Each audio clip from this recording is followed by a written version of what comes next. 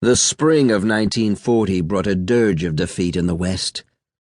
Britain's doomed foray to relieve Norway came shortly after Germany conquered France, but the Royal Navy remained dominant at sea, committing large numbers of ships to Norwegian waters.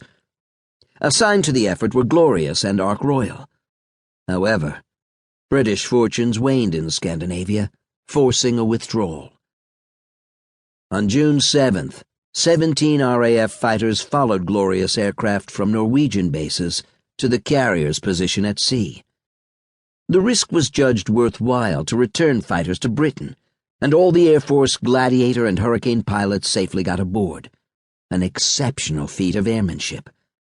Amazingly, Glorious received permission to return to Scapa Flow to begin a court-martial of an aviator who had questioned the judgment of his commanding officer. Glorious and Ark Royal parted company early in the morning of June 8th.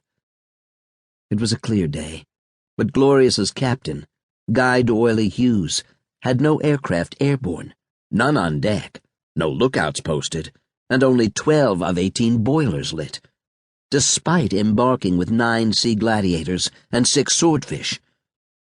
D'Oyley Hughes had been a distinguished submariner who won his wings, but he had learned nothing along the way. That afternoon, Glorious was unable to maintain distance from the powerful German battleships Scharnhorst and Gneisenau. The Germans quickly wrecked one destroyer, then shifted fire to the carrier. The second destroyer gamely attacked with torpedoes, hitting Scharnhorst before being smothered by gunfire. In barely 40 minutes, Glorious took repeated 11-inch hits, including to the engine spaces and bridge. She capsized at 6:10, but few survivors were rescued over the next 2 days. Only 38 of 1,245 carrier men were saved, and 1 man from each destroyer. Glorious had suffered some of the same problems that undid Courageous 9 months before, especially lack of effective air cover. Furthermore, in an eye-watering example of ineptitude, the Admiralty only learned of the calamity from a German propaganda broadcast.